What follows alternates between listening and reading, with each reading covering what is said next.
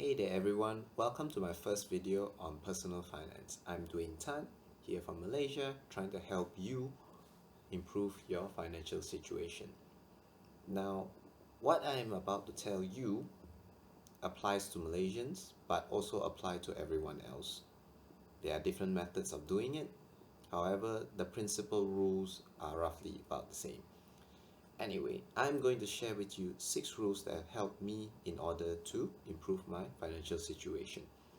Without further ado, let's get to it. Okay, rule number 1 is actually very simple, which is track your finance. Alright, this can be done very simply nowadays. We used to have to use a pen and paper. Nowadays, we have our smartphones. You can download an app. One that I personally use is My Money Manager. There are no ads. It's very simple. You can put in whatever income you get and whatever expenses you make. But you must track every last cent in order to see where your money is going and where your money is coming in. Now, for most people, you have a single job. All right, so the income is not so much the problem. Your expenses are though. Okay, most people have a spending problem.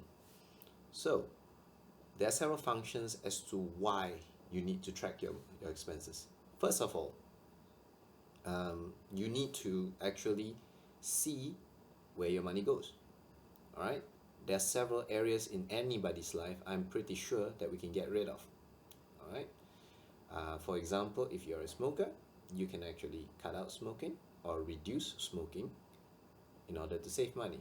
If you're an alcoholic, same thing. In either case, when you actually jot this down, you will be able to feel the physical pain of spending money whenever you check it at the end of the month. All right, as humans, we tend to avoid pain more than we seek pleasure. So seeing the expenses go out on your app at the end of the month tends to allow us to reduce it, if not eliminate places in which we waste money. Okay, rule number 2 is system of saving. This is actually a very simple logic. Okay, if you have ever read the book The Richest Man in Babylon, he said for every 10 coins you earn, 1 is yours to keep and grow forever. Okay, so this is actually a percentage rule. This is the 10% rule. You pay yourself first and you save 10% of whatever you earn. You put it to work. Now, this rule to me is a little bit outdated. It does work if you plan to retire at 65 and you're relatively young. However, if you are like me, you are already 30 years old, you will need something a little more than that.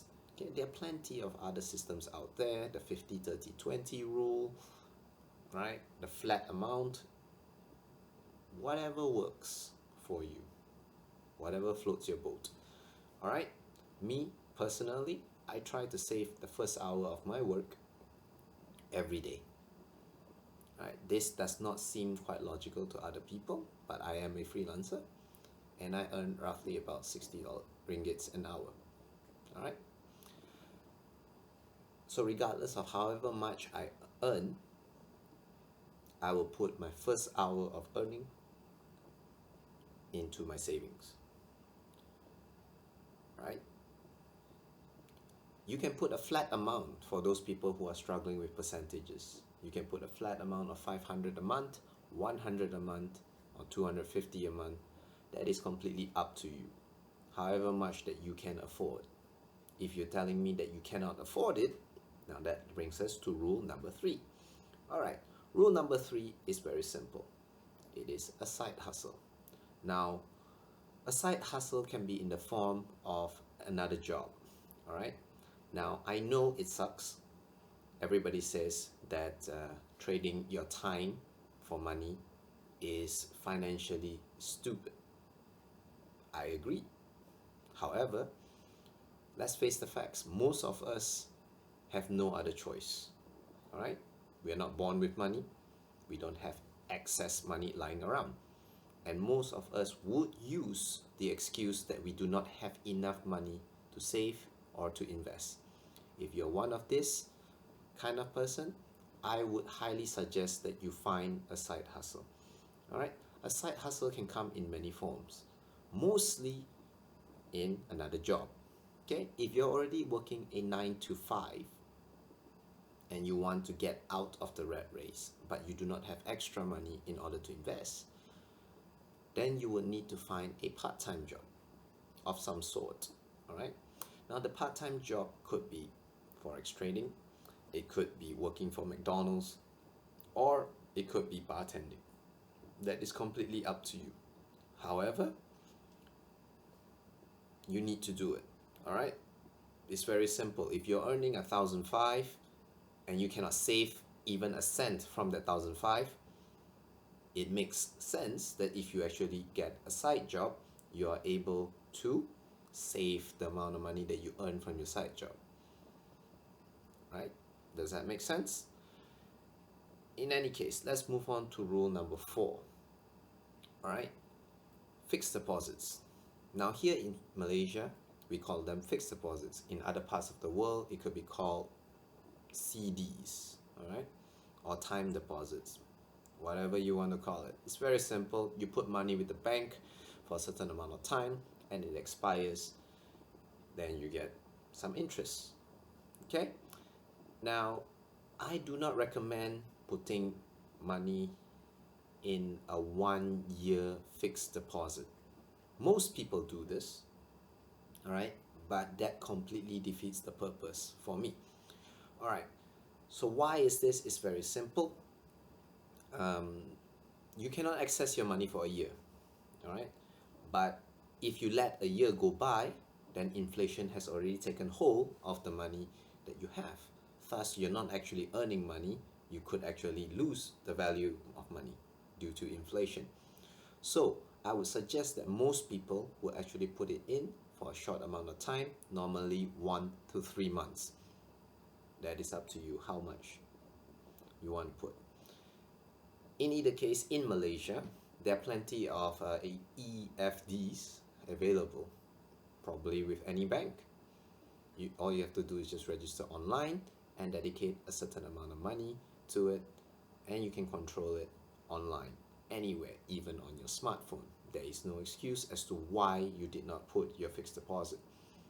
All right, last time you have to do it over the counter. Nowadays, you can just put on your phone, and yes, it is a lower rate, but stay with me here. All right, it actually works. Okay, how does this work? Is actually very simple. All right, now if you have a balance of less than 5,000, all right, you need to put it in for a minimum of 2 months or 3 months, depending on the bank that you actually put it in. However, if you have 5,000 and above, most bank will allow you to put in on a monthly basis. All right, now EFD is actually very, very important now for one simple reason, which is you are able to stack the amount of money that you save. Say for example, you have followed the previous steps and you have amassed 5,000 ringgits inside your bank account. What's going to happen is that you put it in for a month, it expires the next month, and then you top up from that. So if you can save 1,000, next month you will have 6,000 something, including the interest. All right, so for every 5,000 ringgits, you get roughly about 12 ringgits. And that will continue to earn you money over time. And when you stack them like this, you're more likely to save more and more. If you put 5,000 in a year's fixed deposit, by the next year, you will probably have 5,000 in your fixed deposit, plus whatever interest you earn.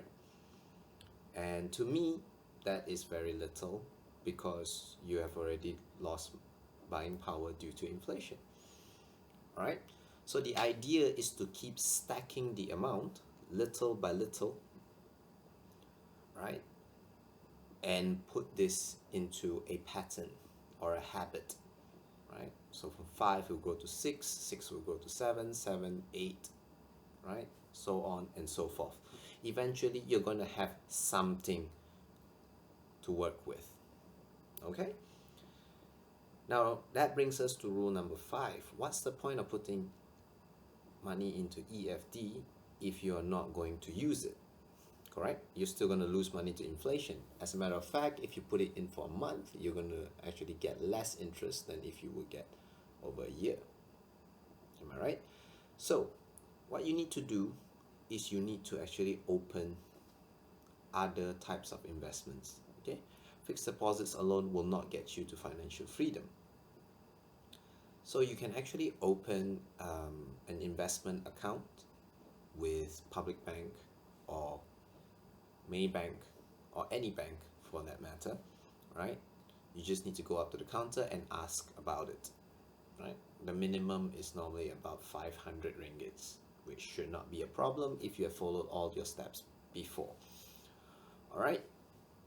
So once you have opened your account, your investment account, okay, what you're going to do is you are going to buy shares or stocks.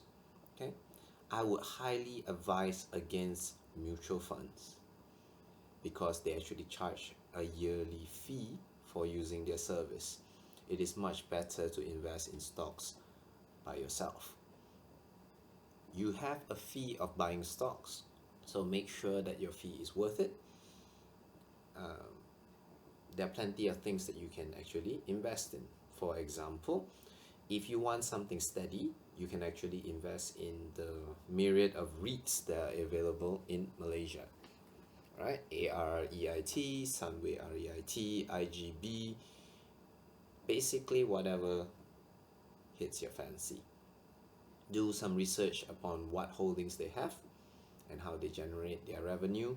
Most of them actually own real estate in terms of hotels, hospitals, or even just office buildings, universities in which they rent out, and you actually earn an income from that. Okay, if you do not like real estate investment trusts, what you can do is you can actually buy individual stocks. So individual stocks is actually simpler than what people think. All right, now I can tell you some of the stocks that I own. These are not recommendations, right? But you can follow them if you fancy. All right, so I own some Maybank stocks. I own stocks in BJ Toto, Magnum, Matrix. These are some of the example of stocks that I own in. Okay, these are companies in which I believe will be around for the next 50 years and will continually pay me a good dividend. All right, so creating passive income through stocks is a lot easier as compared to your other ways. Okay? For example, writing a book, writing songs, performing, recording, and all of that. It takes a lot of time. So if you have ways of generating extra cash, then you might as well just buy companies in which you believe in and let them pay you a percentage of the profit based on your ownership. This is the easy way, the lazy man's way of passive income. And personally, I prefer this over all else. The last and final rule that I use is actually very simple. Okay, it is a metaphysical rule, right? It has not so much practicality like the rest that I've shared so far. All right, in which it is a positive relationship with money. All right, so positive relationship with money can be anything. Okay, some people, they like to fold their money believing that it will double. There's nothing wrong with that as long as you truly believe that it will. All right, this will attract a lot more opportunities in your life in order to generate money. Okay, personally, I fold my money. Not all of it, but I do fold some of it with the belief that it will. Right? But more importantly is your wallet. I would highly suggest that you keep money in your wallet. Most people nowadays have credit cards and debit cards but have very little physical cash inside their wallet. Okay? Now, personally, I believe having money in your wallet makes you happy. At least for me. Alright? If I open my wallet and I see it has no money inside, as much as I like to deny it, I feel a little sad inside. Even if I had $20,000 in the bank, when I open my wallet and I do not have money, it feels like I'm poor. Alright? So I would keep a certain amount of money in my wallet every time. Right? In order for me to feel happy whenever I open up my wallet to pay for something. I do not use credit cards. I do use debit cards for certain transactions, such as movies, but mostly I pay with cash. Right? I do not own a credit card because I do not qualify for it. But even if I did, I'm not sure if I would be responsible enough with a credit card. It feels more paying with cash than to pay with a card. Either way, that concludes all the rules that I've used in order to change the direction of my life. Alright? I am not a millionaire, but I hope one day, using these rules that I share with you, I will be able to achieve it. And personally, over the past 2 to 3 years, my financial situation has improved drastically. I hope this helps you. Thank you, and have a nice day.